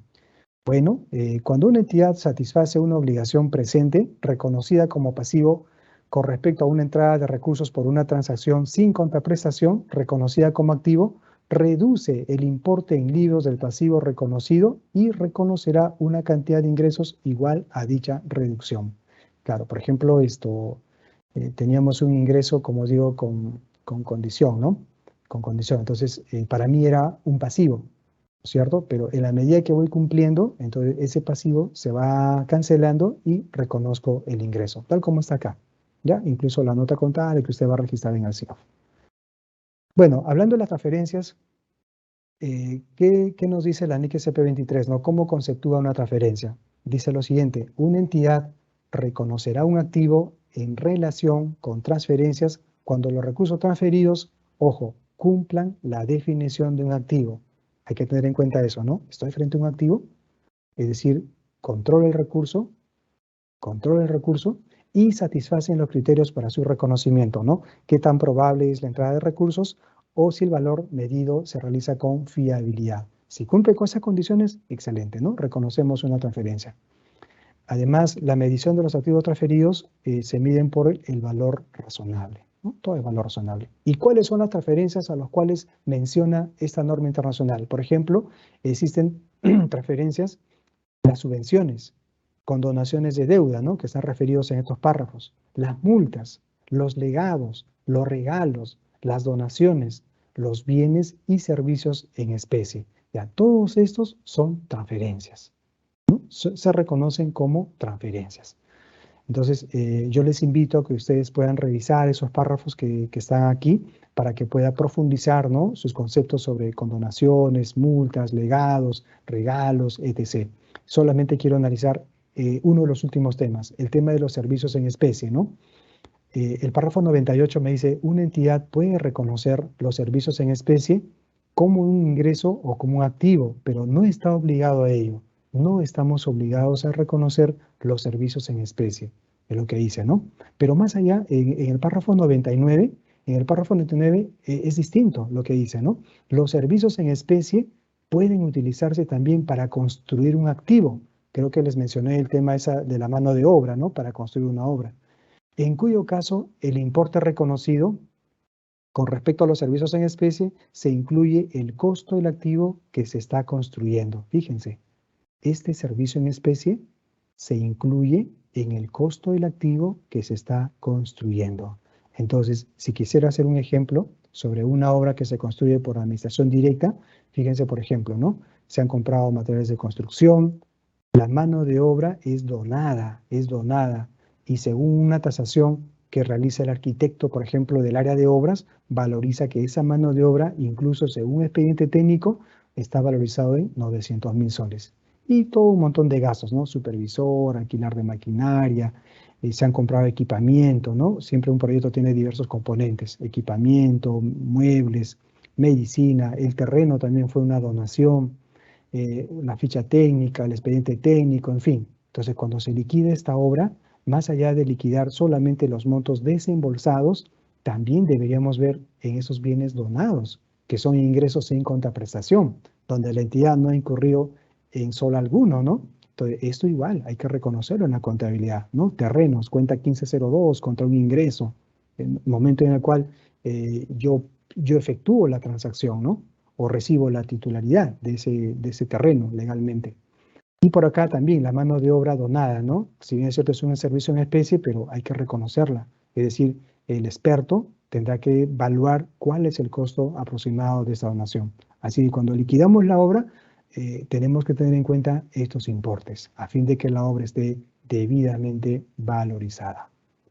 Listo, entonces en resumen amigos, ya para terminar mi presentación, la NIC SP33, ¿no? Justamente quiero aterrizar acá en el tema contable, ¿no? Cuando yo entrego recursos, ya voy a pensar que trabajo en una entidad pública que está transfiriendo recursos, ¿no? Recursos otorgados. Entonces hemos aprendido que la NIC SP23 tiene dos estipulaciones, con condición o con restricción. Le vamos a llamar sin condición, ¿no? Para poder entenderlo mejor. Entonces, cuando es una transferencia con condición, puede conllevar incluso a 3 registros contables, ¿no? Propiamente cuando es con condición, ¿ah? Yo transfiero la condición, ok, sale caja, ¿no? Caja contra una cuenta por cobrar, claro, porque es condición. Entonces, cuando la condición es satisfecha, se cumple con el objetivo de esta estipulación, entonces esta cuenta se va disminuyendo y ahí yo voy reconociendo recién el gasto. Recién, antes no, porque es con condición. Es más, incluso acuérdense que decía, si una estipulación con condición también está sujeto a devolución, ¿no? Entonces, si a quien yo entregué no está cumpliendo con los términos contractuales, entonces, ¿yo qué haría, no? Entonces le diría al receptor con un documento, mira, no has cumplido, entonces tienes que devolverme. Entonces genero una cuenta por cobrar contra esta cuenta, ¿ve? La 1205. Es por la condición incompleta. Pero ¿qué va a pasar cuando transferimos, se realizan transferencias sin condición con restricción, ¿no? Como ya les dije, no existe la obligación de devolución. Así que gasto y caja. Gasto y caja. Listo, sin condición. Eso es para quien otorga el recurso. Asimismo, la entidad que recibe, ¿no? La entidad que recibe. Ahora somos receptores. Igual, ¿no? Con condición y sin condición. Obviamente, si hay condición, también habrá 3 registros, ¿no? Cuando es con condición y yo soy el receptor, recibo caja, pero no es un ingreso todavía, es un pasivo. Es un pasivo. Ahora, yo tengo que cumplir con esa condición. Por lo tanto, en la medida que voy cumpliendo, este pasivo se va cancelando y recién reconozco como ingresos, ¿no? Las cuentas son ejemplos nada más, ¿eh? Son ejemplos, ¿no? Reconozco como ingreso. Ahora, ¿qué pasa si yo, receptor, estoy incumpliendo el acuerdo? Entonces, esta obligación se convertiría en una cuenta por pagar. ¿Ya? Se convirtió en una cuenta por pagar. Y si se trata de una estipulación sin condición, con restricción, fácil, ¿no? No hay obligación de devolución. Tampoco hay una exigencia de parte del que está otorgando, ¿no? Entonces, para mí será caja contra un ingreso. Listo. Ese es el tratamiento contable. Esa es la forma como aterrizaríamos la aplicación de esta norma internacional número 23. Listo, amigos. Entonces, bueno, Mónica, te doy pase. Muchas gracias por el tiempo. Muchas gracias, Marlon, por tu exposición. Ahora vamos a pasar a la ronda de preguntas. En esta sección vamos a dar respuesta a las preguntas que hemos recibido de parte de los participantes. Marlon, tenemos 4 preguntas. Siendo la primera, ¿cuál es el tratamiento de los saldos de balance en la fuente de financiamiento RDR? ¿En qué momento se reconocen? Ajá, correcto. Gracias, Mónica. Como estaba explicando, los saldos de balance más que nada es un tema presupuestal, ¿no? Por ejemplo, si un año tú recaudaste 10 y lograste devengar 9, entonces tu saldo presupuestal es recaudado menos devengado 1, ¿no? Entonces, ese saldo quiero incorporarlo al presupuesto del siguiente ejercicio. Obviamente hay que tener en cuenta las normas de la Dirección de Presupuesto Público, ¿no? Que me dice los topes de... hay una serie de disposiciones para incorporar estos saldos, ¿no? Entonces, yo voy a decir que sí tengo luz verde, incorporo los saldos, ¿no? ¿Eso será un ingreso? Por ahí va la pregunta, ¿no? ¿Será un ingreso? Y la respuesta es financieramente no, porque los saldos de balance tienen un efecto solo en el presupuesto. Financieramente no, porque tú ya registraste los ingresos. Recuerda que tus ingresos fueron 10 el año pasado, así que no podrías hacer doble registro financiero, de manera que solamente los saldos de balance se van a incorporar para fines presupuestales. Y eso va a tener efecto pues en el EP1, ¿no? Estado de ingresos y gastos, y las notas de modificación en el PP1, PP2, etcétera, etcétera. Pero no en la parte financiera. Así es, Mónica. Adelante. Ok, muchas gracias. La segunda pregunta es, los ingresos del canon minero normalmente se reciben en el mes de junio de cada año. ¿En qué momento deben ser reconocidos en los estados financieros? Ajá, perfecto. Sí, justamente también estábamos hablando algo de eso, ¿no? Ese tema del canon, que es un derecho que reciben ciertos niveles de gobierno, como por ejemplo los locales, los regionales, ¿no? Es el derecho que tienes de recibir esos recursos que vienen por la explotación de los recursos naturales, ¿no? Entonces, el canon que tú recibes, si bien es cierto, está formulado en los presupuestos, pero es un ingreso que es un ingreso sin contraprestación, porque provienen del Tesoro Público, a la cual yo no tengo ninguna obligación de rendimiento, ni tampoco tengo obligación de devolución, ¿no? O sea, eso se considera como una transacción sin contraprestación. Por lo tanto, se registra en la medida que tú tengas que cumpla la definición de activo. Esto es cuando tienes el control. ¿Y cuando tengo el control? Cuando recibo el recurso. O sea, en el español sería cuando tienes la asignación financiera, ¿no? El tesorero dice, ya llegó la asignación financiera. Ok, ellos también registran. Entonces, contablemente se va a reflejar también ese ingreso. Y no solamente para el canon, ¿no? También puede ser para otras asignaciones como el Fondo Común, las participaciones, ¿no? Y una serie de fondos, el FIT, por ejemplo, ¿no? Este fondo de invierte, desarrollo territorial, en fin, ¿no? Todos esos fondos que provienen cuando son ingresos sin contraprestación. Usted va a reconocer cuando tiene el control de ese activo, cuando recibe la transferencia. Adelante, Mónica. Ok, la penúltima pregunta. ¿Podría profundizar el tratamiento contable de las multas? Por supuesto, cómo no, cómo no. Gracias por la pregunta. A ver, las multas, si bien es cierto, yo sé que es todo un tema, me imagino que entidad pública no ha aplicado pues multas a subcontratistas, proveedores, ¿no?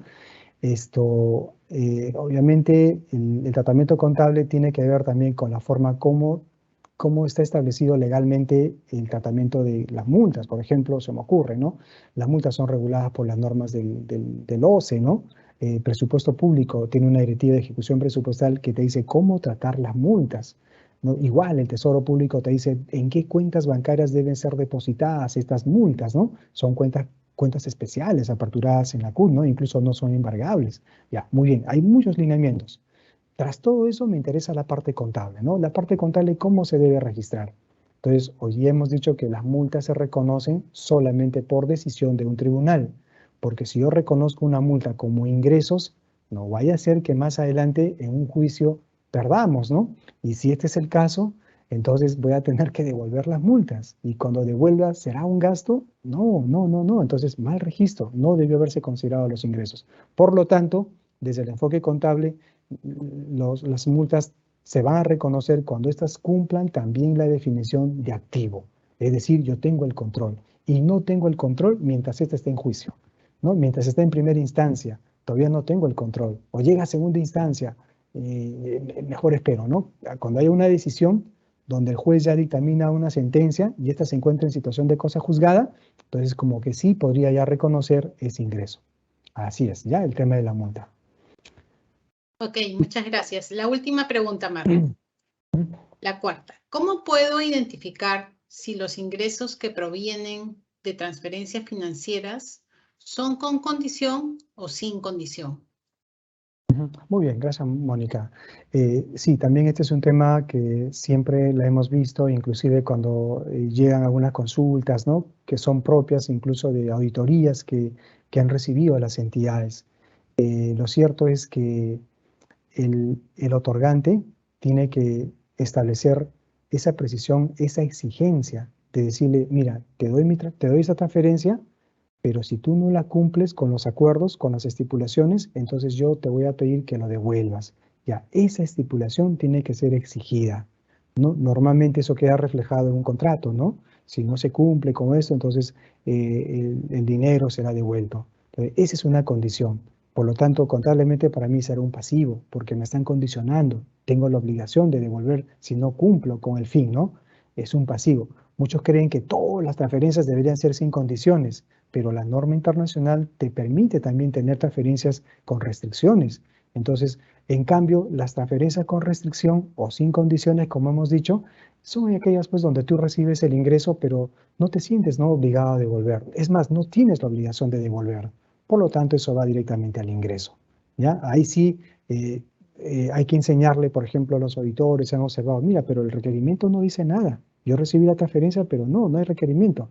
Y la experiencia pasada también me dice que nunca por ejemplo, el Ministerio de Vivienda o el MTC nunca requirió la devolución. Entonces, tengo experiencia pasada, tengo como evidencia. Además, que me transfiere no tiene ese poder de hacer exigible esta devolución, de hacerlo exigible, ¿no? Entonces ya voy ganando. Entonces, es una transferencia sin condición. Inclusive la norma te dice, puede estar incluso en el contrato, ¿no? Se requería la devolución, pero si la esencia te dice, no te dice que no es la esencia de la forma de eso que dice el ANIC 1, ¿ah? O el marco conceptual. En este caso de la transferencia nada más, ¿no? Si la esencia te dice que no, pues no hay la intencionalidad de que se devuelva porque la experiencia pasada igual lo ha demostrado, inclusive se debería tomar como una transferencia sin condición, es decir, caja contra ingresos. Pero repito, pero si en el contrato dice que sí debe haber una exigencia de devolverlas, entonces estamos frente a una transacción con condición. Así que caja, dinero contra pasivo. Listo, Mónica. Gracias. Muchas gracias, Marlon, por tu exposición, por las respuestas a las preguntas. Asimismo, agradecemos a todas y todos los participantes por habernos acompañado en esta conferencia de ingresos de transacciones con y sin contraprestación, organizada por el Ministerio de Economía y Finanzas. Asimismo, hacerles recordar que la próxima conferencia se va a realizar el día miércoles 16 de noviembre, de 3 a 5 de la tarde, y el tema a tratar será estimaciones por provisiones, por litigios, pasivos y activos contingentes. Y por último, informarles que el video de estas conferencias será publicado en el canal de YouTube del Ministerio de Economía y Finanzas para que pueda ser compartido y visualizado cuando ustedes lo consideren. Muy buenas tardes y hasta el próximo miércoles.